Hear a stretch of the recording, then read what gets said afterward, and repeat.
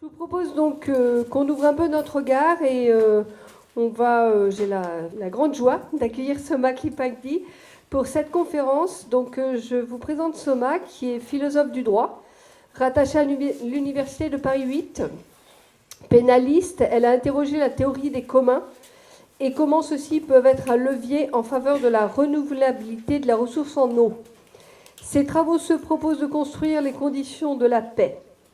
Aujourd'hui investie dans des projets de recherche-action en sciences participatives, elle est engagée parmi les acteurs de l'économie sociale et solidaire pour expérimenter les mises en œuvre pratiques et concrètes d'innovation organisationnelle comme levier de la bifurcation socio-écologique. Parmi ces projets, il y a la sécurité sociale de l'alimentation pour un droit à l'alimentation ou le revenu de transition écologique pour un droit au travail porteur de sens et digne. Voilà, je te laisse la parole.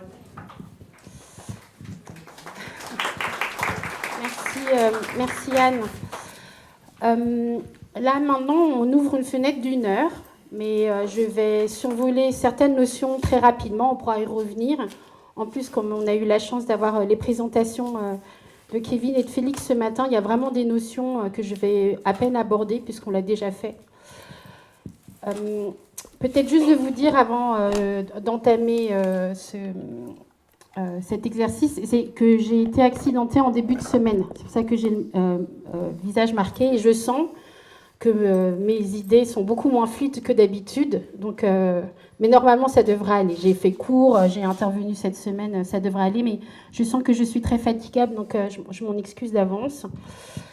Et ensuite, de vous dire que là, on va prendre un temps pour vraiment prendre de la hauteur par rapport à ce qui se passe ici, de manière très pragmatique et très concrète. Et il y a un mot qui a été répété plusieurs fois dans la journée, c'est la notion de paradigme. Et en fait, de vous dire qu'un paradigme, c'est une modalité de penser le monde à travers une grille de lecture. Et ma proposition, c'est de se dire que ces paradigmes et que ces grilles de lecture donc ont des valeurs, des dimensions en fait qui sont profondément impensées, et ces coordonnées en fait définissent notre rapport au monde, et de vous ouvrir à d'autres courants de pensée, plus particulièrement celui dans lequel moi j'ai grandi, qui sont ces courants de pensée asiatiques où on ne pense pas le bien et le mal comme dans les cultures judéo-chrétiennes en fait.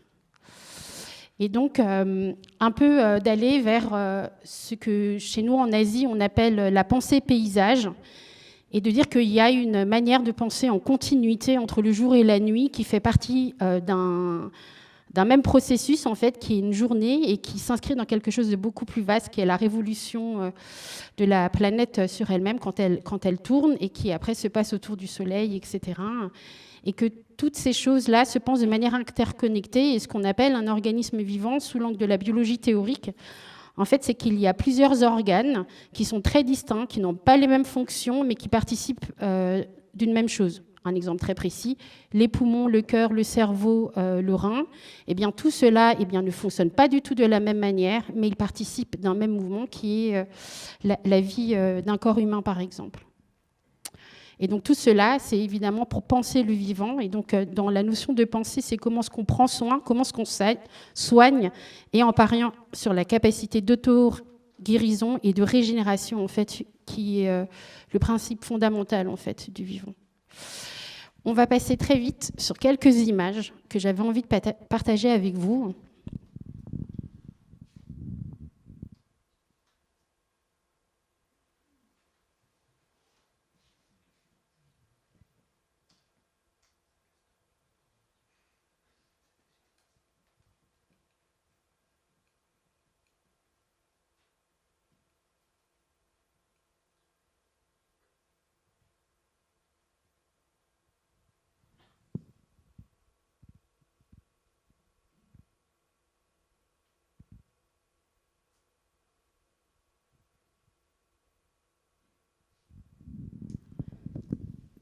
Ok, c'était très rapide et c'est fait exprès. C'est sans commentaire.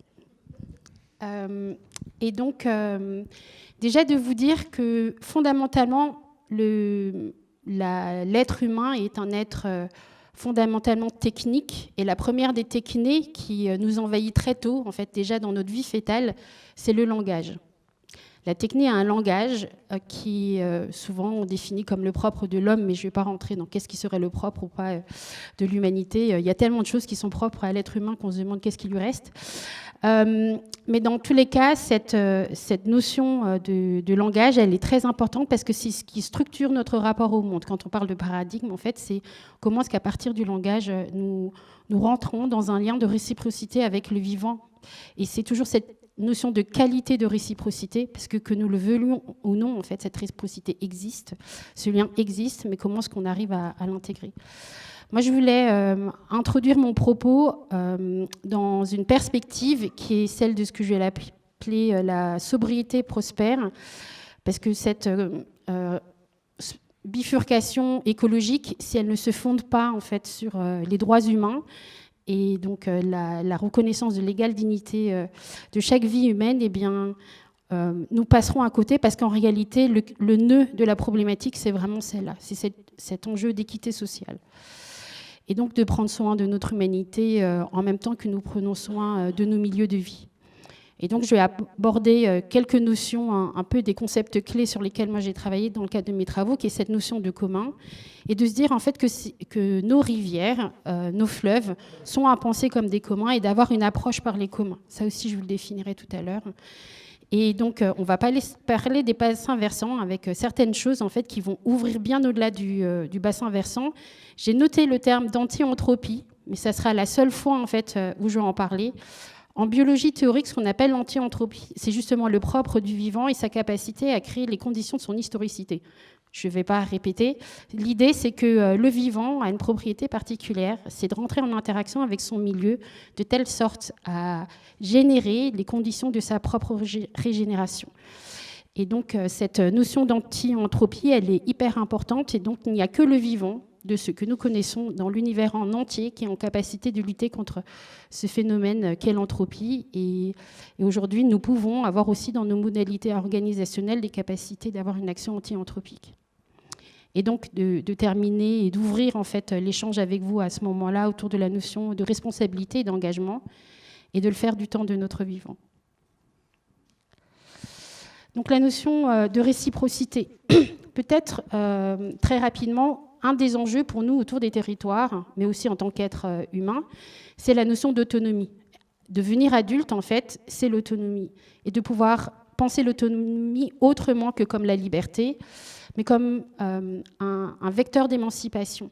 Et l'émancipation, aujourd'hui, on la pense toujours qu'au niveau individuel, et on comprend bien, par rapport aux enjeux qui sont macrostructurels, macroéconomiques, qu'aujourd'hui, nous avons besoin de créer les conditions d'une émancipation collective. Et il n'y aura pas d'émancipation individuelle sans cette émancipation collective. Je vous le disais aussi tout à l'heure, et on en parlait un petit peu plus loin, c'est de pouvoir porter attention à notre humanité. Quand est-ce que notre humanité est digne ? Quand est-ce qu'elle ne l'est pas ? Et donc d'investir toutes les conditions qui nous permettraient de penser la vie bonne et de bien comprendre qu'entre le bon et le mauvais, c'est comme le yin et le yang, il n'y a pas un espace où on peut dire d'un côté il y a le grain et de l'autre côté il y a l'ivraie. C'est quelque chose de dynamique, c'est processuel et donc ça n'est jamais définitivement arrêté.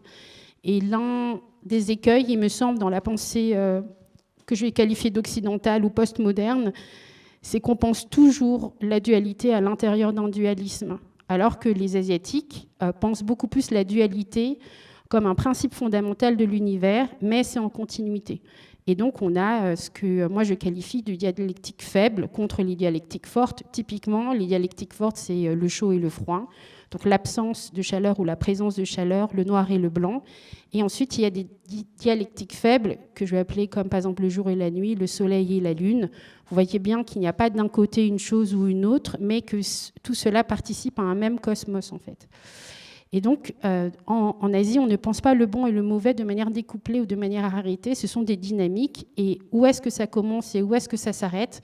Eh bien, c'est peut-être à nous d'en délibérer ensemble et sortir de l'arbitraire et de pouvoir investir en fait notre capacité à arbitrer ensemble. Et donc, c'est bien cette qualité d'arbitrage qu'on a besoin de mettre en œuvre. Et donc, c'est toute la notion de démocratie qu'il y a derrière. Et très, très rapidement, c'est... Aujourd'hui, quand on pense au changement climatique, j'ai envie de vous dire, rassurez-vous, c'est trop tard. Ne nous posons plus la question du climato-scepticisme, etc. C'est où devons nous. Mais nous sommes capables de traverser, en fait, ces bouleversements climatiques. Et donc, c'est beaucoup plus quelle qualité de traversée nous avons envie d'entreprendre ensemble. Il faut quand même se dire que quand on s'organise bien, excusez-moi l'expression, mais on est capable d'organiser un putain de footing sur la Lune. Donc, est-ce que c'est moins envisageable de dire, mais avec toutes les techniques, toutes les technologies, toutes les connaissances et compétences que nous avons, qu'est-ce que nous serions en capacité de mettre en œuvre pour traverser ensemble de manière qualitative ces bouleversements à venir ?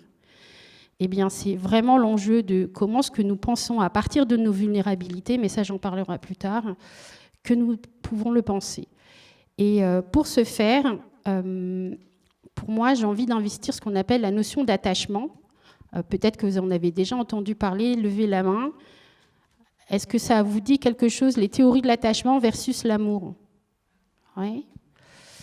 Boris Cyrulnik, je pense que le nom vous dit quelque chose, qui est à la fois psychanalyste et neuroscientifique. Cette notion d'attachement, elle est fondamentale et elle est convoquée aussi par des anthropologues comme Charles Stepanov, en interrogeant nos attachements par rapport à nos milieux de vie, aux non-humains, que ce soit les paysages ou alors les espèces qui nous entourent. Et la notion d'attachement, elle est très importante en fait parce que c'est elle qui est en capacité d'investir ce que les Grecs appelaient la philia, donc notre capacité à nous penser en fraternité, alors même que nous ne sommes pas des frères et des sœurs, et on le pense au-delà de ce qui nous serait identique. Donc c'est une fraternité au-delà d'une caractéristique identitaire, mais de pouvoir penser nos attachements justement dans l'altérité et l'estrangement de ce qui nous est fondamentalement étranger, donc typiquement le non-humain, qu'il soit vivant ou non vivant, et de pouvoir comprendre à quel point nos vies sont liées et attachées en fait à cela. Aussi, peut-être d'introduire encore juste une dernière notion, c'est que dans tous les peuples humains, et bien là j'ai vraiment envie de vous ouvrir vers les travaux d'un sociologue qui s'appelle Bernard Lahire, qui a publié un ouvrage qui a à peu près 2 ans aujourd'hui, qui est une énorme anthologie d'un millier de pages, j'ai pas tout lu, etc., mais qui s'appelle « Les structures fondamentales des sociétés humaines ». Et de comprendre que toutes nos sociétés humaines sont régies par des entités immatérielles et invisibles. Et dans les peuples animistes, c'est très simple, c'est la forêt, c'est la rivière, c'est le peuple des oiseaux migrateurs, etc. Et dans nos sociétés postmodernes, on a l'impression que nous sommes des sociétés très rationnelles, qui ne sommes absolument plus en lien avec l'invisible.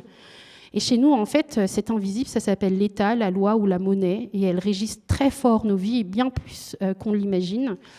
Et quand on réinterroge justement le paradigme et qu'on a ces grilles de lecture-là, ce qui est intéressant, que ce soit la rivière, le peuple des oiseaux migrateurs, la loi, la monnaie, l'État, eh bien, c'est que nous sommes en capacité en fait, de dialoguer avec ces entités et de les transformer. D'autant plus dans nos sociétés postmodernes. Très rapidement, autour des droits humains. Si on veut pouvoir traverser de manière qualitative et de manière que je vais qualifier sécuriser les bouleversements climatiques, c'est parce que nous avons répondu fondamentalement à tous nos besoins humains. Et ces besoins humains, une fois qu'ils sont posés, et une fois qu'on crée les conditions de l'attachement, ou plutôt ce qui crée les conditions de l'attachement, c'est la sécurité. Et la sécurité, en fait, on ne l'obtient pas parce qu'on aurait des politiques sécuritaires. La sécurité, c'est quelque chose qu'on organise en luttant contre tous les phénomènes de précarisation. Et la notion des droits humains, il y a plusieurs générations, je ne vais pas rentrer dans les détails maintenant, on pourrait vraiment aller plus loin, mais dites-vous qu'au tout départ, les premiers droits humains, ils ont été pensés sous l'angle du droit du travail, d'avoir une rémunération digne, juste sortir de l'esclavage, etc. Et ensuite, il y en a eu plusieurs, jusqu'à aujourd'hui prendre toutes les questions de subsistance, que ce soit l'alimentation, le logement, l'éducation, la santé, et d'étendre encore avec la liberté de l'autodétermination de son genre, de sa sexualité, et les tout derniers autour des peuples autochtones et des peuples premiers. Et de bien comprendre que ces droits humains, on a besoin de les penser aussi de manière vivante et organisée, organique. Nous ne sommes pas des demi-personnes, nous ne pouvons pas juste avoir accès à des demi-droits humains. Et donc, c'est parce que ces droits humains sont organisés de manière pleine et entière que nous pouvons investir notre humanité de manière pleine et entière. Et là, on va rentrer dans cette partie où on va parler de la rivière et de la manière dont s'organisent nos mondes, parce que la rivière, ou plutôt les rivières et l'eau, c'est un des fondements principaux de ce qu'on appelle la biosphère. Vous savez, vous avez l'atmosphère, l'aquasphère, la lithosphère, et donc l'eau de l'air, l'eau de l'eau et de l'eau de la terre, en fait. Et bien partout où il y a de l'eau, il y a de la vie. Je n'entre pas dans les détails ici. Et nous, êtres humains, nous sommes toujours organisés dans nos lieux de vie, d'être en proximité d'un endroit où on avait accès à de l'eau. Un des enjeux, en fait, par rapport à l'approche des communs, c'est déjà de comprendre ce que sont les communs. Donc, je ferai une courte définition tout à l'heure. Là, c'est une partie qui va être hyper dense, mais je vais vraiment la survoler. La partie du climat à penser comme une alliance entre l'eau, les sols et l'air. C'est très technique, on va vraiment l'aborder, mais voilà, ce sont des sciences que moi j'ai beaucoup interrogées dans le cadre de mes travaux pour essayer de comprendre pourquoi est-ce qu'il me semblait qu'il y avait un impensé dans ce que je vais qualifier de pensée occidentale et moderne. Et donc aussi de comprendre, une fois qu'on aura abordé tout cela, que la rivière, au-delà de la source elle-même, eh bien, ça s'interconnecte avec d'autres choses beaucoup plus vastes et qu'il y a un enjeu de recommencement. Et c'est pour ça que moi, dans mes travaux, je ne parle pas de la ressource en eau, je parle de sa renouvelabilité. Parce que l'hydrologie, c'est la science de la répartition dans l'espace et dans le temps. Et si nous créons les conditions de la renouvelabilité de la ressource, eh bien, ça ouvre des choses. C'est-à-dire que quand on pense à l'eau uniquement comme une ressource à économiser, vous comprenez bien que ça n'est pas du tout la même chose que penser à un bassin versant comme un organisme vivant que nous avons besoin de revitaliser. Ce n'est pas seulement deux paradigmes différents ou quelque chose qui serait de l'ordre dans mes usages. C'est que quand on a cette grille de lecture très mécaniste en fait, du monde, on n'est pas en capacité de créer les conditions du vivant. Et donc, cette partie-là, je vais très très vite la survoler parce qu'on l'aura déjà discuté ce matin. Et donc, voilà. Ça, c'est un peu poétique, cette histoire de souffle de la lumière, mais vous verrez, c'est en lien avec le soleil. Et ces dynamiques climatiques sont hyper importantes. Je pense que je l'ouvrirai plutôt sur le temps de questions-réponses, parce que nous sommes en train de voir des phénomènes de tornades, de précipitations, de phénomènes anticycloniques, en fait, qui sont inhabituels sous nos latitudes. Et donc, voilà, c'est plutôt ce que je veux poser tout à l'heure sur les bassins versants et surtout comment est-ce que nous pourrions réhabiter le monde. Très rapidement, je vous fais 3 définitions. Le bien commun, c'est un petit peu les règles formelles ou informelles avec lesquelles, dans le langage courant, on s'entend les modalités, comment est-ce que nous vivons ensemble, de manière polie, respectueuse, etc. Les biens communs, c'est ce à quoi chacune et chacun d'entre nous devra avoir accès, mais ça n'impose pas la question de gouvernance. Les communs, eh bien, c'est un dispositif qui se fonde, selon les travaux d'Elinor Ostrom, sur un triptyque. C'est une communauté de personnes, de propriétaires, qui sont en fait des propriétaires d'une ressource partagée, et cette ressource partagée n'est pas forcément une authentique propriété privée, ça peut être un bien public, accessible, etc. Et le 3e point, en plus de cette ressource partagée et de cette communauté de parties prenantes, ce sont les règles, la gouvernance. Et souvent, ces règles, elles ont besoin d'être partagées, connues, co-construites et adaptées au fil du temps. Et un des enjeux, c'est de pouvoir préserver cette ressource, la garantir en termes d'accessibilité, de disponibilité à l'ensemble des parties prenantes actuelles, qu'elles soient humaines et non humaines, et aussi pour les générations à venir. Et donc, un des enjeux aujourd'hui, nous, en tout cas dans le cadre du droit français, du droit européen, etc., c'est de penser cette échelle de communalité. Quand est-ce que la communauté de parties prenantes, elle est là? Eh bien, on le voit bien avec votre exemple.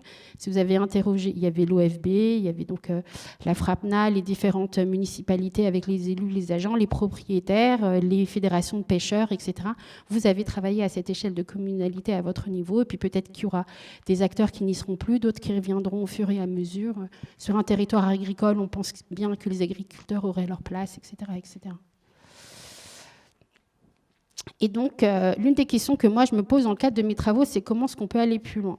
Alors, j'ai extrait cette image, elle est en anglais, parce que pour l'essentiel, j'écris en anglais, je pense en anglais, mais c'est pas très grave.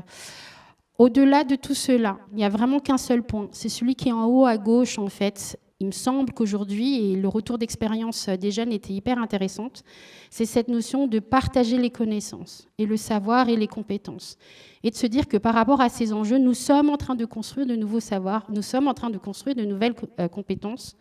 Et qu'à cet endroit-là, que ce soit les praticiens expérimentés, les novices comme vous, les citoyennes et les citoyens, en tout cas les personnes qui habitent sur le territoire, nous sommes tous légitimes. Et la reconnaissance de cette égale dignité entre les savoirs chauds et les savoirs froids, elle est absolument essentielle aujourd'hui.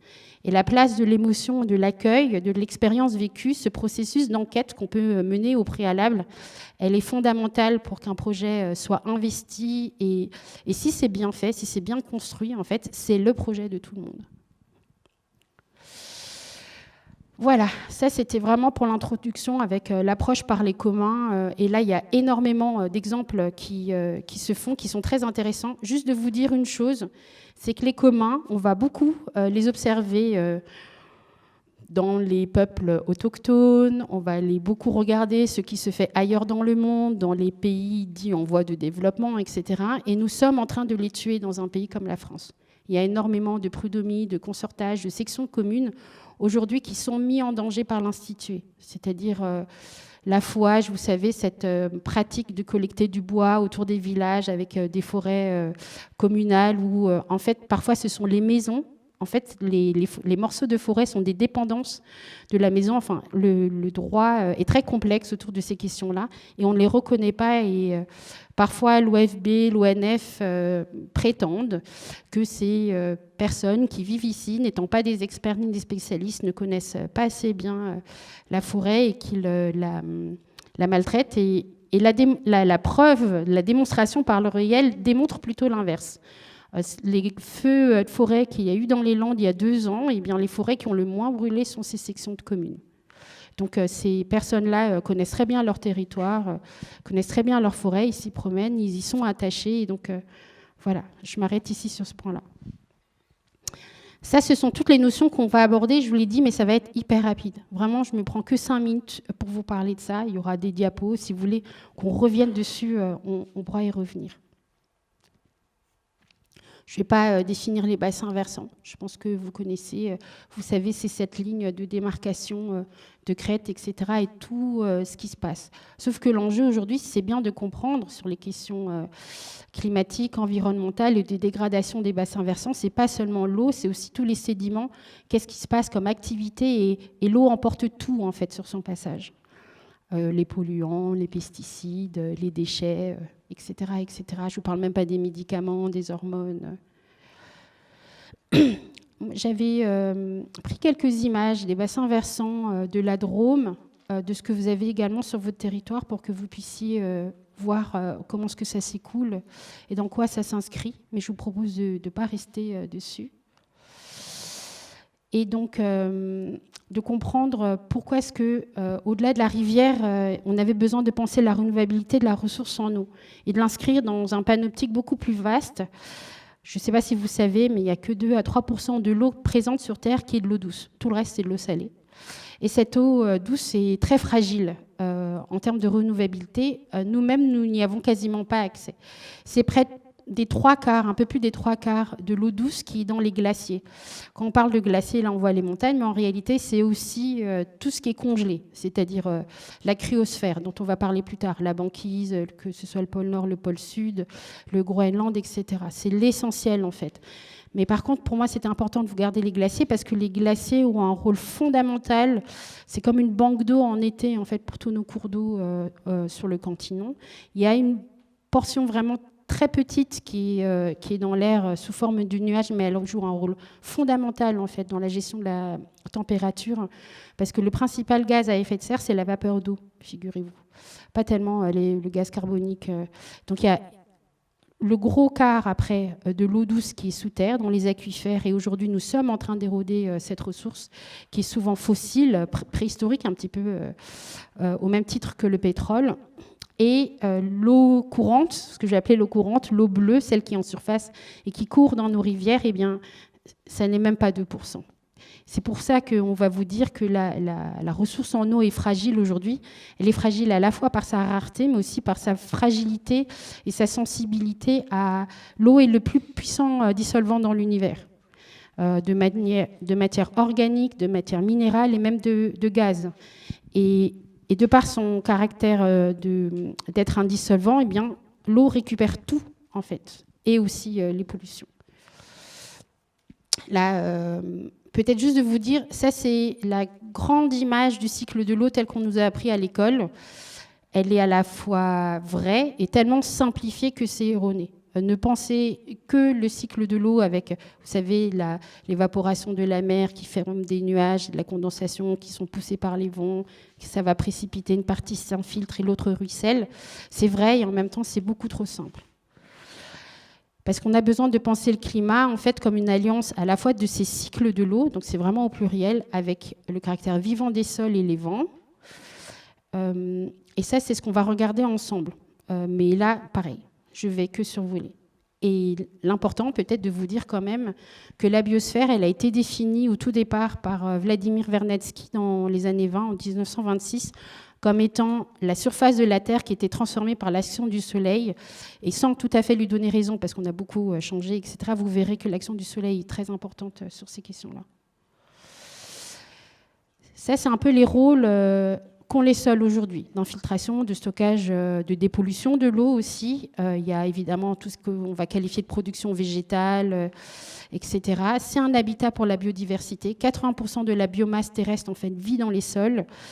Et ensuite, vous voyez bien qu'il y a un enjeu de rafraîchissement, pas seulement à cause de l'ombre des arbres, mais c'est que l'évapotranspiration en fait, des sols crée aussi ce phénomène, comme nous, lorsque nous transpirons, de diminuer les températures. Et c'est évidemment ce qu'on appelle habituellement des puits de carbone. Et en fait, les puits de carbone sont pensés comme du carbone vivant. Ce qui nous interroge toujours, c'est la forme inerte du carbone. Aujourd'hui, on part de paysages très simplifiés et nous avons besoin en fait de les complexifier. Ça, c'est ce qui a été expliqué ce matin. Je ne vais vraiment pas rentrer dans les détails maintenant. Et donc, lorsqu'on aborde en fait la complexité et tous les usages et comment est-ce qu'on habite et en tendant vers l'autonomie, entre autres l'autonomie alimentaire, plus nous sommes en capacité en fait sachant que l'autonomie n'est pas l'autarcie. L'autonomie, c'est le choix de nos dépendances. Et plus nous sommes en capacité de répondre à nos besoins sur un territoire, et mieux nous sommes autonomes. Les cycles de l'eau verte. Qui c'est qui en a déjà entendu parler ici? Oui. Vous êtes quand même plusieurs à ne pas avoir en entendu parler. Je vais le dire très vite. Vous avez déjà toutes et tous, je pense, entendu parler des limites planétaires. Il y en a 6 qu'on a déjà dépassées. Et l'une d'entre elles, c'est le cycle de l'eau verte. En fait, je vous ai montré en préambule par rapport à cette question des cycles de l'eau. Ce macrocycle de l'eau est très partiel pour rendre compte de ce qui se passe au niveau du cycle de l'eau verte. L'essentiel de l'eau que nous avons sur nos territoires sont ces microcycles de l'eau qui sont des cycles verticaux de l'eau. Je vous expliciterai plus tard pourquoi est-ce qu'aujourd'hui on parle de plus en plus du rôle des sols et des micro-organismes dans la régénération de ce cycle de l'eau verte. Je vous ai pris quelques images de ce matin. Vous voyez, tout en bas, là, vous avez de la brume dans la plaine. Je pense que cette photo, je l'ai prise à 8h30, 9h. Et donc, vous la voyez encore ici. Et vous comprendrez pourquoi est-ce que je vous en parle un peu plus loin. Dans un cycle de l'eau fonctionnelle, vous voyez ces petites flèches-là qui remontent ici, là, entre, vertes. Eh bien, c'est l'évapotranspiration, en fait, des végétaux qui vont reprécipiter tout de suite. Dans un cycle dysfonctionnel, en fait, qu'on appelle parfois un cycle cassé, eh bien, c'est comme si on avait créé une fuite d'eau dans le cycle de l'eau. Une fois qu'une goutte d'eau tombe dans une plaine, en tout cas dès qu'elle rentre dans le ruissellement, il lui faut 15 jours pour retourner à l'océan. Il faut des semaines, des mois, en fait, pour que l'eau revienne sur le territoire et qu'elle vienne innerver. D'où l'importance de travaux comme ceux que vous avez menés. Vous verrez, je vais vous en parler un petit peu plus loin. Et donc, on recule comme ça petit à petit, et on le voit bien là sur le schéma, aussi le rôle en dessous de la végétation des aquifères, donc des nappes phréatiques et des nappes alluviales. Et vous avez vu, hein, il faut 9 jours pour 200 km. Donc, par exemple, Paris, qui a 250-300 km de l'océan, il lui faut une douzaine de jours, quinzaine de jours, en fait, pour que l'eau de l'océan arrive. Et donc, on a besoin de penser des continuités, des corridors, en fait, de pluie. Et donc, là, je voulais un peu... C'est un autre schéma qui a été porté par une agence de l'eau, celle d'Ardour-Garonne. Donc ça vous permet un peu de mieux comprendre comment est-ce que ça fonctionne et le rôle clé des arbres, parce qu'ils ont une capacité aussi à fracturer le sol et par capillarité, l'eau va aussi pénétrer plus vite et recharger les nappes phréatiques par l'infiltration. Et de vous dire qu'au-delà de ce qui se passe avec les arbres, vous avez peut-être déjà entendu parler des rivières volantes. Eh bien, c'est ces grands courants aériens d'évapotranspiration qui permettent de loin en loin d'avoir de l'eau partout, aussi dans les continents. Et ces dernières années, on s'est rendu compte que la déforestation massive en fait, de l'Amazonie faisait qu'aujourd'hui, on a presque plus de précipitations dans un pays comme le Chili. Et parmi les choses que vous avez aussi besoin de sentir, c'est tout l'enjeu du relief, des bocages, des plaines. Nous avons la chance en France d'avoir plutôt un paysage avec des montagnes, des plateaux, des vallées, etc. Et ça fonctionne un petit peu comme cela. C'est qu'aujourd'hui, on est en train d'observer en particulier au nord de l'Europe, en Irlande, des phénomènes de mini-tornades et d'ouragans qui sont liés à des vitesses de vent. Et donc le vent tourbillonne en fait beaucoup plus qu'il ne file comme ça, et arrivé à une certaine vitesse, l'inertie fait que ça remonte, et c'est comme ça que se provoquent les tornades. Et donc un des enjeux, c'est comment est-ce que nous créons de l'aspiration en fait vers le sol pour éviter ces phénomènes. Et ça, c'est parce que nous avons des forêts qui ne sont absolument pas ces plantations qu'on est en train de nous proposer dans le plan de France Relance 2030, qui sont en fait des jardinières d'arbres et absolument pas des forêts.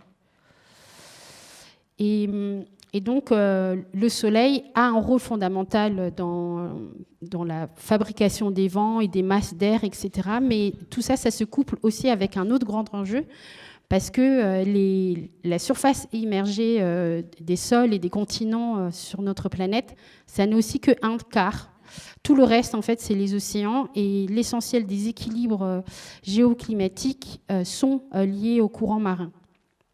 Et c'est eux qui président beaucoup plus les équilibres thermodynamiques de la planète. Donc ça, c'est de comprendre qu'avec la condensation, l'évapotranspiration, je reviendrai un tout petit peu plus tard sur le rôle de la phylosphère, c'est-à-dire les micro-organismes qui vivent sur la végétation et leur capacité à ensemencer les nuages.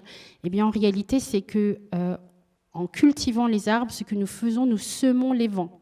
Nous sommes en capacité de créer des phénomènes de dépression avec les phénomènes anticycloniques qui se passent sur les océans, avec la capacité à l'air chaud et à l'air froid en fait, de se mêler. Et ça va créer ces petits cycles qui remontent en fait, à l'intérieur des terres. Et c'est parfois ce que certains biologistes appellent des pompes biotiques. Je vous ai mis quelques cartes que je trouvais jolies des vents. Ça, c'est ce que vous pouvez trouver sur le site de Météo France. Pareil. Et ça, c'est une photo instantanée. Il existe une application où vous pouvez suivre de manière instantanée les courants aériens. Et c'est très intéressant, c'est très joli à regarder, à observer. Si vous avez du mal à vous endormir le soir, c'est très méditatif. Je vous donnerai le lien, si vous voulez. Et donc, là aussi, je vais aller très vite. C'est le rôle des océans et des courants marins en fait, sur la question de la renouvelabilité de la ressource en eau.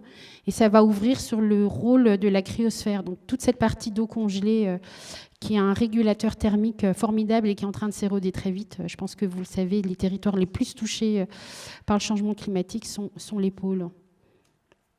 Ça, c'est un peu comment est-ce que ça fonctionne.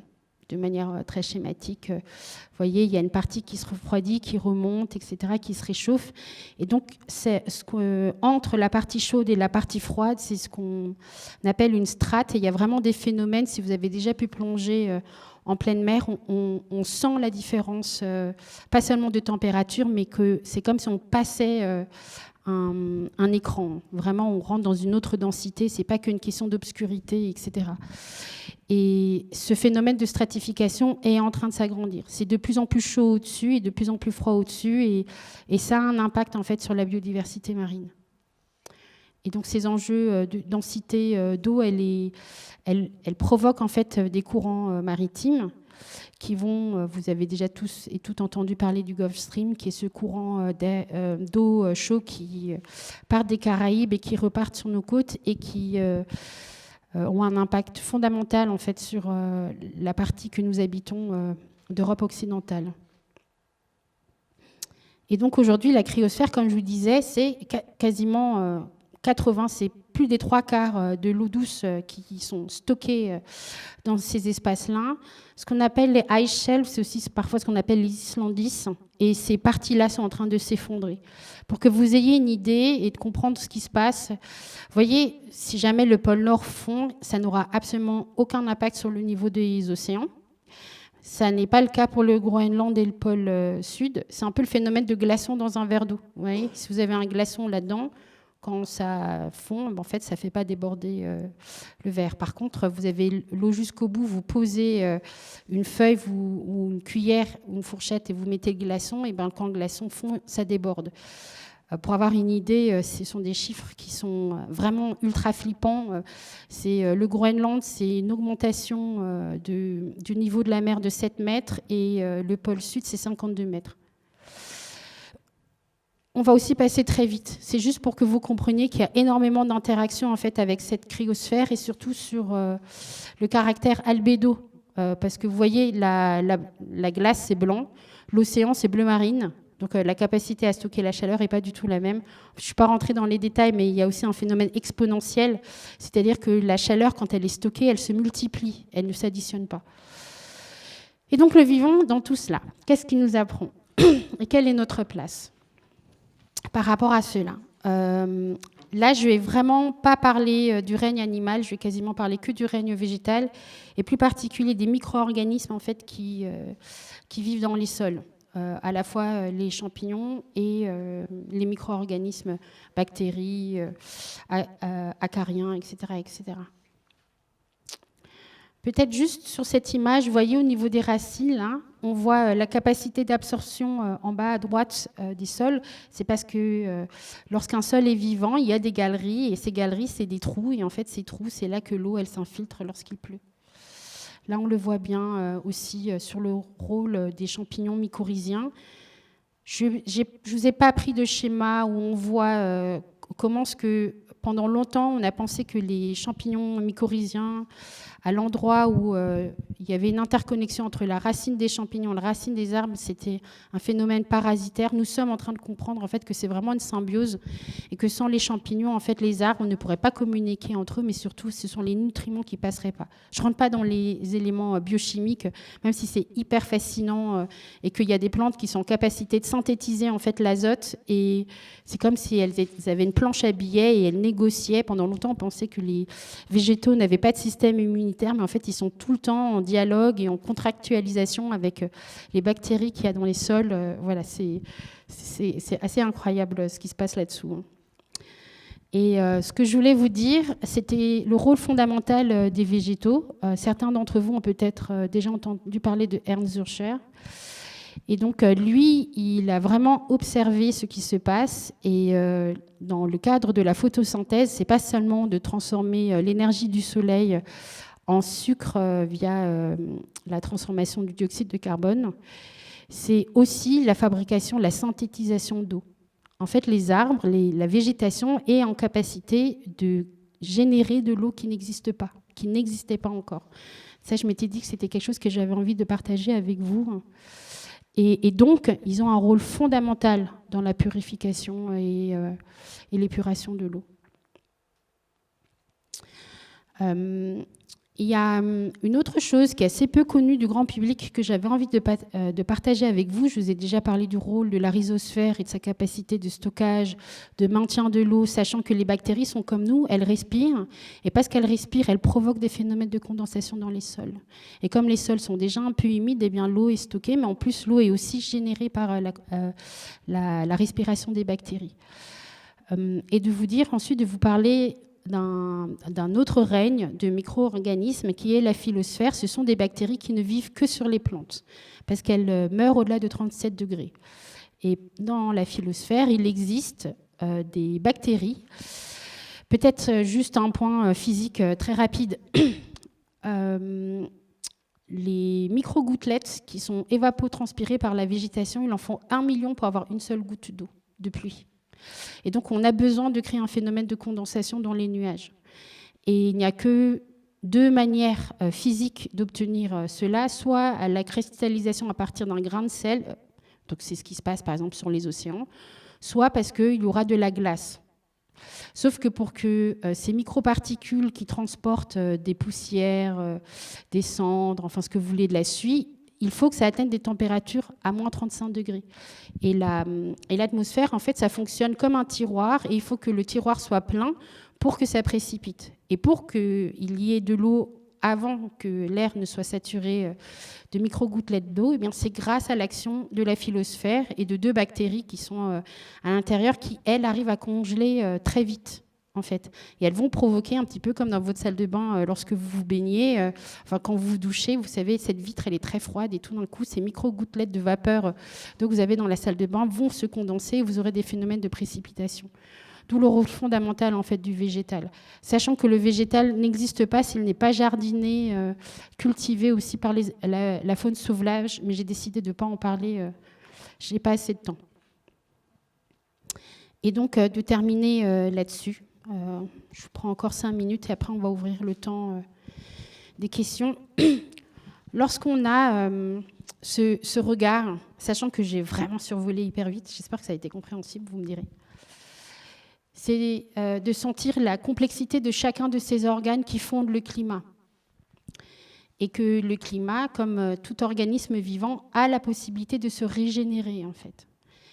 Et la grande difficulté, c'est que nous, ayant vécu très loin du climat, parce que vous voyez aujourd'hui, chez les peuples autochtones, les peuples premiers, on pense au soleil, à la pluie, à tous ces phénomènes naturels comme à des entités en fait invisibles qui régissent nos vies et qui nous disent comment est-ce que nous devons nous comporter. Et ben chez nous, c'est à peu près la même chose, sauf qu'on appelle ça la météo. Et on ne pense pas tout à fait nos interdépendances de la même manière entre porter un caouet où tiens, eh bien il pleut, c'est que les oiseaux iront nicher à un autre endroit, nous ne pourrons pas trouver de bois sec, etc., etc. Nos vies ne sont absolument pas organisées de la même manière en fonction de cet abord physique, perceptif, sensible de notre environnement, de nos milieux de vie. Ce que je voulais aussi vous dire, c'est que dans l'imaginaire, s'il fallait vraiment le qualifier, suprémaciste, capitaliste, masculiniste, cisgenre, hétéro, etc., on pourrait vraiment... Il y a vraiment cette notion de nos vies sont à penser, mais comment est-ce que nous pouvons avoir une éternité, donc investir la postérité, etc. Et puis ça ne se passe que dans la puissance, en fait. Et il faut faire une démonstration de puissance. Et moi, j'avais envie de vous inviter à penser la constance, l'effort qu'il y a derrière pour créer les conditions de la vitalité et donc de la pleine santé et la longévité à l'intérieur de cela. Dans nos vies, eh bien, nous naissons et un jour nous mourrons et puis nous passons par différents âges. Et peut-être qu'aujourd'hui, nous avons besoin de maturer ensemble dans quelque chose que j'ai envie de dire appeler la maturité coopérative, donc ce qui va nous emmener dans l'entraide et la coopération. Et de penser depuis nos vulnérabilités. C'est parce que la résilience en physique, c'est la capacité d'un système à prendre en charge la faiblesse du maillon le plus faible. Donc aujourd'hui, si nous voulons atteindre ce niveau de résilience, ça sera bien à partir de nos vulnérabilités que nous pourrons le prendre en charge. Aussi de vous dire que pour de nombreux peuples sur le monde, dire que pour protéger la nature, il ne faut pas que l'homme y habite, ça leur paraît totalement aberrant. D'ailleurs, protéger la nature ou sauver le climat, ils ne comprennent pas. Non, c'est le climat qui nous protège. C'est la nature qui nous sauve. C'est elle qui nous donne à boire et à manger. Nous, tout ce qu'on peut faire, ça n'est pas de délaisser à l'état sauvage ces espaces. Nous savons que dans ces peuples et dans leur manière d'habiter le monde, ils savent qu'ils ont un rôle fondamental de régénération des écosystèmes, de maximiser la biodiversité, de l'entretenir. Ils cultivent littéralement leur paysage sur de grands espaces et ils savent qu'en prenant soin de leur milieu, eh bien, les milieux sont en capacité de se régénérer. Et donc, c'est de repenser nos attachements, de repenser notre lien en fait, à notre environnement et à nos milieux. Et d'ailleurs, je trouve que ce terme de milieu est très intéressant parce qu'il y a à la fois les milieux intérieurs et les milieux extérieurs et que tout ça, nous le traversons et nous sommes traversés par ces milieux. La notion de vitalité et de longévité, je vous ai dit, c'est l'autonomie, ce sont les choix de nos dépendances. Nous sommes profondément dépendants et donc, quelle qualité de dépendance nous voulons avoir? Il y a des possibilités d'investir nos interdépendances. Et dans nos vies de tous les jours, nous avons besoin fondamentalement pour que nos vies soient humaines et humanisées de 3 choses que je vais qualifier d'habiter, de manger et de danser. Notre besoin le plus direct, en fait, c'est d'être mis à l'abri en fait, des aléas climatiques, mais aussi de pouvoir nous nourrir et donc de renouveler les capacités biophysiques de nos corps. Et ce que j'appelle danser, en fait, je préférais danser à d'autres choses parce que la danse, c'est quelque chose qui ne laisse fondamentalement aucune trace, à part celle de l'expérience vécue et partagée dans le moment. Et donc, c'est tout ce que je vais appeler les droits culturels. Et je vais prendre juste encore 1 minute pour vous parler du réempaysanement. C'est que si nous voulons pouvoir habiter, manger et danser dans nos vies, eh bien, ça sera à partir de cette culture paysanne, à penser en opposition à la pensée bourgeoise. Non pas pour... je ne vais pas rentrer dans les enjeux de définition, d'histoire, d'épistémologie, etc., mais vraiment de réinvestir cet imaginaire paysan. Tout d'abord, j'ai envie de vous dire, parce que les paysans sont ceux qui habitent un pays et qui forgent le paysage, l'entretiennent. Et tout cela pour nourrir, se nourrir, bâtir, produire de l'énergie, confectionner les textiles et repenser ce que j'ai appelé les mobiles de nos déplacements. Les gens ne se déplacent pas pour se déplacer. Ils se déplacent en fait pour avoir accès à des services. Et donc cette notion de service, elle est à interroger. Est-ce qu'un service public est forcément étatisé? Est-ce qu'il est forcément institutionnalisé dans le sens de puissance publique? Est-ce qu'aujourd'hui, l'Ardèche, en nous accueillant ici avec la FRAPNA, elle ne peut pas compter un service public de l'écologie, de formation, d'enseignement, qui ne soit pas que de l'instituer, institutionnalisé, mais aussi dans des espaces non formels et informels. Ce qui est important aussi, c'est de se dire que l'agriculture, demain, si on la prend au sérieux avec tout ce que ça veut dire, agroforesterie, etc., ce sera pour se nourrir, ce sera pour habiter, mais ça sera aussi pour produire de l'énergie, et ça sera aussi la question du textile. J'en dis pas plus, à part ceci, toutes les ressources naturelles que nous prélevons se sont amplifiées. Vous avez peut-être entendu parler de Jean-Baptiste Fressous, il n'y a qu'une seule ressource qui a drastiquement diminué, c'est la laine. La laine, oui. Juste de vous dire qu'un des enjeux autour de ce réempaysanement, c'est qu'est-ce que nous allons faire de nos déchets irréductibles. Je vais vraiment en parler que d'un seul, c'est les fameux PFAS, si on reste sur la question de l'eau. Quand on comprend le caractère éternel d'un polluant, il faut bien comprendre qu'il ne peut être que cumulatif. Et donc, juste... Très rapidement, je vais vous montrer les slides que j'avais préparés, mais on va s'arrêter là-dessus. Un des enjeux, parce que ça a été le fil rouge, j'ai presque envie de dire toute la journée, c'est la notion de paradigme. Et un des enjeux pour nous, c'est, quand je dis nous, c'est quelques chercheurs qui travaillons sur ces questions depuis très longtemps, parce que Anne parlait des projets dans lesquels j'étais engagée en termes de recherche-action, mais il y a un autre courant où je suis très investie, c'est le courant du post-urbain. Et donc, c'est d'apprendre à décoloniser nos figures et de comprendre que le capitalisme, avant d'aller coloniser d'autres pays, d'autres continents, ce sont déjà nos imaginaires à nous. C'est tellement intégré que c'est plus facile d'imaginer d'aller habiter sur Mars que de sortir du capitalisme. Et un des enjeux de manière locale, c'est de réinvestir les savoirs. Pas seulement les savoir-faire, les savoirs pratiques, que ce soit les connaissances, les compétences, etc. Parmi les savoirs pratiques, quelque chose de fondamental que nous avons besoin de réinvestir, c'est la notion de savoir-être. et de le pratiquer. J'ai pu observer partout dans le monde et aussi ici en France que nous voulons avoir d'autres pratiques et ce n'est pas celle que nous incarnons. Nous voulons lutter contre tous les rapports de domination et en fait ces schèmes de domination, parce que nous refusons de les prendre en charge ensemble, ils se reproduisent. Il y a dans tous les collectifs militants d'ultra-gauche des phénomènes de burn-out, d'épuisement militant, de fatigue émotionnelle, de rapports d'humiliation, d'oppression, et donc nous avons besoin de les regarder en face aussi. C'est savoir-être et d'y répondre avec beaucoup d'humilité et de dire que nous sommes en train de co-apprendre, de désapprendre, mais aussi de co-apprendre. Et peut-être de penser que l'écologie, au tout départ, c'est une science des relations. Et de vous dire que ces relations, elles sont évidemment à penser entre humains, mais aussi avec le non-humain. Et je vais juste ouvrir sur ce qu'on appelle les TEK, T-E-K, T-E-K, pour Traditional Ecological Knowledge. Et de vous dire qu'il y a un ouvrage qui, moi, m'a beaucoup apporté, qui s'appelle Tending the Wild. Et donc, ce sont les savoirs de ces Native Americans en Californie, où ils sont plus de 200 peuples à prendre soin de leur paysage.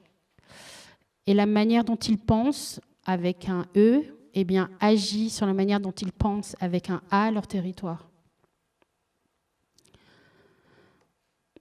Et donc, on a parlé d'hydrologie régénérative. L'écobuage, c'est essentiellement aux États-Unis que c'est pratiqué. Vous savez, ce sont ces feux traditionnels pour cultiver la forêt et ouvrir des prairies. Il y a des enjeux d'agriculture syntropique aujourd'hui, ce qu'on appelle parfois l'agroforesterie, de l'agriculture qui sera régénératrice des sols. Peut-être réfléchir à nos modes d'habiter, parce que d'après la Confédération paysanne, il nous faudrait 2 millions d'agriculteurs pour tendre vers l'autonomie et la résilience alimentaire pour un pays comme la France. Est-ce que ça veut dire que nous allons bétonner nos campagnes? Comment est-ce que nous allons permettre à ces personnes de vivre là où il y a le foncier agricole, etc. Il y a aussi l'enjeu de l'élevage extensif. Il n'y a pas de paysage complexe sans animaux. Comment est-ce que nous apprenons à vivre avec eux? Et donc la présence du loup, des ours, etc. Et donc de sortir de toutes ces relations que j'ai qualifiées ici de mortifères, mais qui sont en fait anthropiques, à la fois avec un E et à la fois avec un ANTH. Le monde anthropisé n'est pas forcément un monde humanisé. Il y a des êtres humains qui ont un impact vivant, anti-anthropique en fait, régénératif, régénérant pour leur territoire, et c'est d'apprendre à ouvrir nos regards. Et donc ça, c'est une image justement de Permalab. Je m'étais permise un clin d'œil à Félix. Ça, c'est une image d'écobuage qui se passe aux États-Unis et la manière dont ils le font, de manière très très localisée. Et en fait, on voit que les arbres ne brûlent pas normalement. Je voulais vous parler en haut à droite, c'est une image qui vient de Jordanie, où il y a des gens, en fait, dans le cadre de mes travaux, j'ai beaucoup visité des territoires. Alors en Jordanie, je n'y étais pas, mais j'étais en Chine, donc c'est la partie de gauche, c'est ce qu'on appelle le plateau du Leuce, et en fait, ils ont mis 35 ans à régénérer une province aussi grande que la Belgique. J'avais envie de vous partager cette illustration d'Étienne Martin, qui est un illustrateur pour une revue d'architecture, et de voir les paysans au 19e, au 20e et au 21e siècle. Et d'ouvrir l'autre image, c'est une photo qui a été prise en Inde.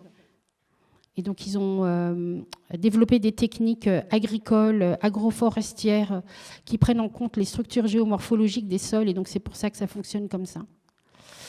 J'avais envie de partager avec vous quelques photos d'habitat réversif, d'élevage extensif dans la moyenne et haute montagne, de vous juste donner à voir en fait ce que nous voyons au-dessus et de ce qui se passe en dessous.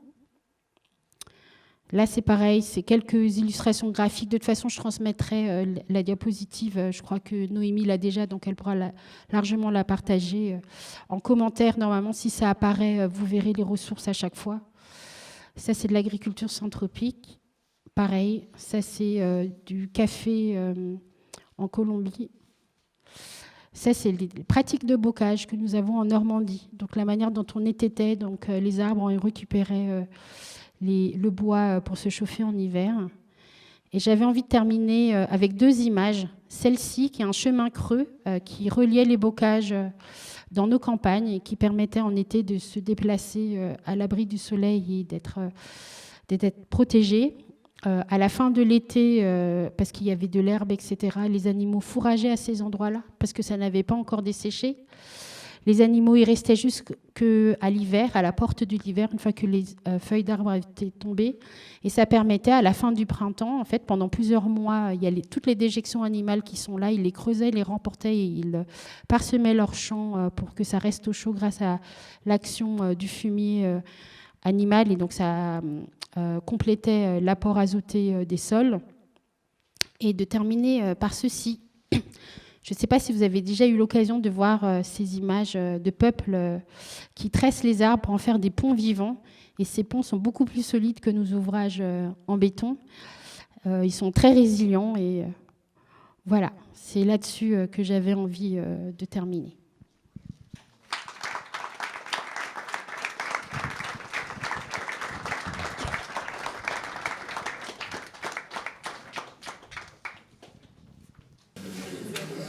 Est-ce qu'il y a des questions? Je sais que ça a été très dense. C'était plus long que prévu. 5-10 minutes. Comme ça, on a une vraie pause.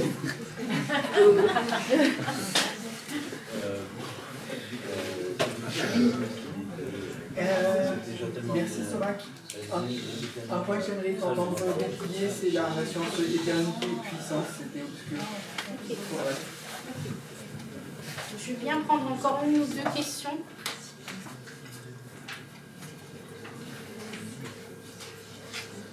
J'ai quand même un petit quelque chose. Vous êtes très optimiste, vous êtes persuadé de toute façon que nous allons traverser la crise. Voilà, l'homme traversera la crise. Quelle que soit en fin de compte l'élévation de température, j'entends la crise climatique, quelle que soit l'élévation de température, moi j'ai bien peur quand même qu'il y a un risque, c'est qu'on ne la traverse pas et que ça s'arrête là. Est-ce qu'il y a une autre question? Ou je réponds déjà à ces 2-là?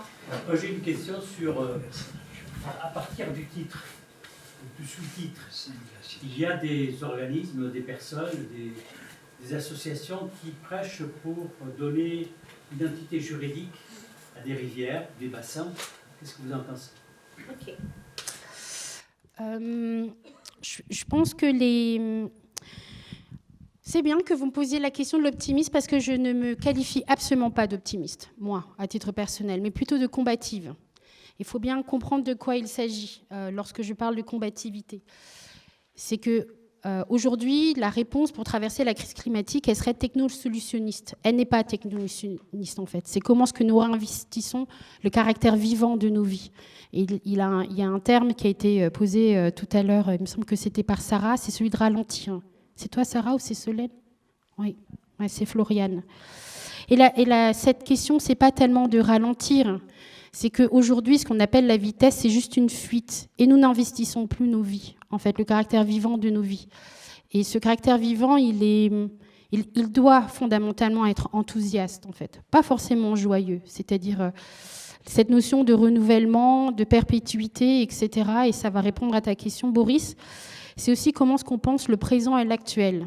Les anglo-saxons parleraient de immediate and the current. C'est-à-dire qu'est-ce qui se passe dans l'instant présent et comment est-ce que ça s'inscrit dans la perspective de l'histoire. Lorsque on discutait avec Anne dans la voiture en arrivant ici hier soir, c'est bien de comprendre que les personnes qui se sont battues tout au long de l'histoire, pendant les siècles et les millénaires pour l'émancipation, ils ont été très nombreuses et nombreux. Apprenons de leur échec, parce que force est de constater que ce ne sont pas eux qui dirigent le monde. Et comprendre à quel point les structures macroéconomiques sont des structures qui nous enferment, et ça va répondre à la 3e question de est-ce que donner une reconnaissance de sujet de droit à des entités naturelles suffira?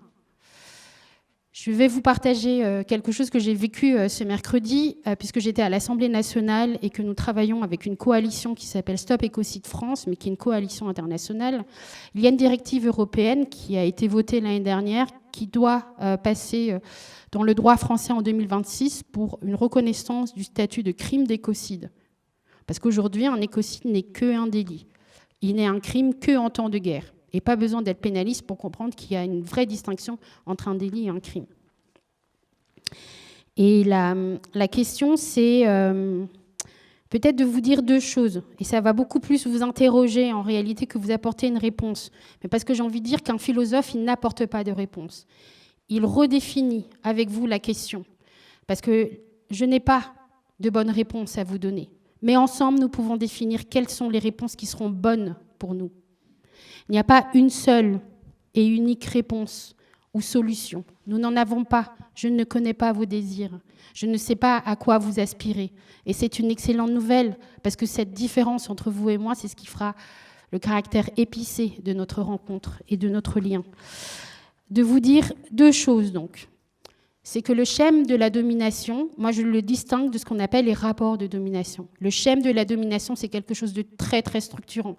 Je vous ai parlé tout à l'heure de Bernard Lahire, des structures fondamentales des sociétés humaines et de ce qu'on appelle en biologie l'altricialité, c'est-à-dire la dépendance totale en fait de nos enfants lorsqu'ils arrivent au monde et de leur famille, de la communauté dans laquelle ils grandissent, de la société et par extension cette altricialité qui est d'abord primaire mais ensuite secondaire parce que nul d'entre nous n'est autonome seul ne serait-ce que dans son fait alimentaire, mais habité, etc. Aucun être humain ne se forge tout seul. Et en plus, il ne s'humanise que parce qu'il y a des sociétés, enfin des générations antérieures, et il est héritier de tout cela. Cette altricialité et donc ce schème de la domination, c'est quelque chose de hautement structurant, à la fois biologiquement, mais aussi psychiquement, dans la manière dont nos esprits en fait se forment, se forgent et se cultivent tout au long de nos vies. Et ce schème de la domination est comme une force gravitationnelle. Et si on ne la prend pas en compte, nous risquons de verser dans des rapports de domination, des rapports d'oppression, des rapports d'humiliation, etc. Mais si nous prenons en compte ce schème de la domination, nous pouvons entrer dans un paradigme d'une éthique de la considération. Nous entrons dans le soin, dans l'éducation, dans l'entraide, dans la coopération, dans le partage et tout ce à quoi nous aspirons fondamentalement. Et donc non, je ne suis absolument pas optimiste. Pourquoi ? Parce que ça fait des siècles, des millénaires, qu'il y a des hommes et des femmes qui prônent la méritocratie et qu'eux méritent et que d'autres non, qu'il y aurait des êtres élus et d'autres qui sont esclavagisables à l'excès. Et aujourd'hui, l'esclavagisation dans laquelle nous sommes, qui est une prolétarisation, une forme d'ubérisation, elle se fait à notre insu. Nous sommes parfois celles et ceux qui acceptons en fait de nous retirer de notre propre vie et de son caractère vivant. Et de vous dire que, et je pense que j'en parlerai au moment de la table ronde, mais comment est-ce qu'on s'en saisit ? Comment est-ce que nous réinvestissons des structures qui nous obligent ? Je vous ai parlé de ces entités invisibles qui régissent nos vies tellement fort. Eh bien, comment est-ce que nous négocions avec elles ? Comment est-ce que nous les redéfinissons ensemble ? Cette notion de la démocratie, j'ai envie de terminer là-dessus parce que je voudrais respecter le temps imparti. Et je sais que j'ai été longue. C'est déjà de vous dire encore deux choses. C'est que l'avenir se situe dans nos campagnes, dans la ruralité. Tous les communs, en fait, dont nous avons absolument besoin pour nos subsistances, ils ne sont pas dans les grandes villes. Que ce soit l'eau, le bois, le foncier agricole, tout est ici, dans nos campagnes. Et nous l'avons délaissé et nous avons, comment dire, ce mot a été utilisé tout à l'heure par les jeunes, c'est la notion de fierté. Comment est-ce qu'on réinvestit en fait ce sentiment de fierté ? Et donc la deuxième chose qui est aussi en lien avec cette fierté d'être les pionniers et d'investir, c'est cette notion de constance, de comprendre que c'est avec beaucoup de constance que nous avons construit un monde malade.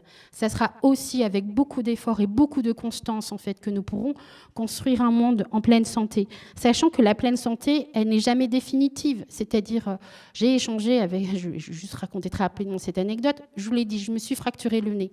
Si je suis capable d'être aujourd'hui ici avec vous, debout, et de ne pas trop souffrir, c'est parce que je suis en pleine santé. Cet accident, je suis en capacité de l'absorber. Quand est-ce que nous, nous prenons soin suffisamment de nos milieux en ayant une activité de protection presque immunitaire de nos systèmes, de nos milieux de vie, pour qu'ils soient en capacité de se régénérer? Parce que ayons l'humilité de reconnaître que la force vitale qui passe à... Enfin, je veux dire, même sans être croyant, parce que je suis profondément athée moi-même, force est de reconnaître que c'est quand même dingue. C'est tellement sacré, nous vivons dans des sociétés sacrilèges. Et vraiment, juste un dernier point par rapport à la paysannerie. Il y a 500 ans, il y a eu une révolte qui s'appelait la révolte des paysans. Vous avez peut-être entendu parler des Bunchu, donc ces paysans qui avaient des chaussures lacées. C'était en 1525. C'était à peu près 2 décennies avant ce qu'on appelle la guerre de 30 ans. Eh bien, ils ont écrit ce qu'on appelait les 12 articles.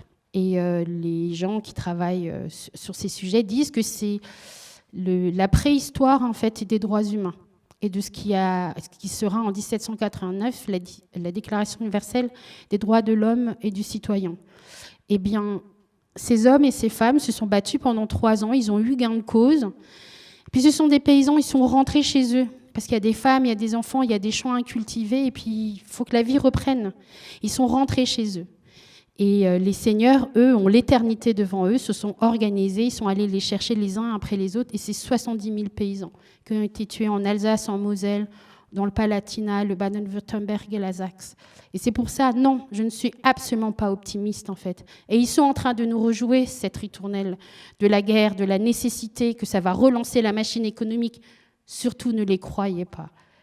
Nous sommes beaucoup plus organisés que nous ne sommes même en capacité de le conscientiser. Nous sommes là aujourd'hui pour régénérer l'eau, les cycles de l'eau localement. Mais vous connaissez très certainement la Confédération paysanne. Il y a des hommes et des femmes partout en fait qui s'organisent et pour revivifier la démocratie, la capacité à délibérer, à ne pas être d'accord et à que la conflictualité, on la travaille au cœur entre nous pour ne plus subir en fait l'oppression à l'extérieur. Mais ça va exiger du travail. Et oui, par contre, je suis fondamentalement enthousiaste parce que le travail est possible.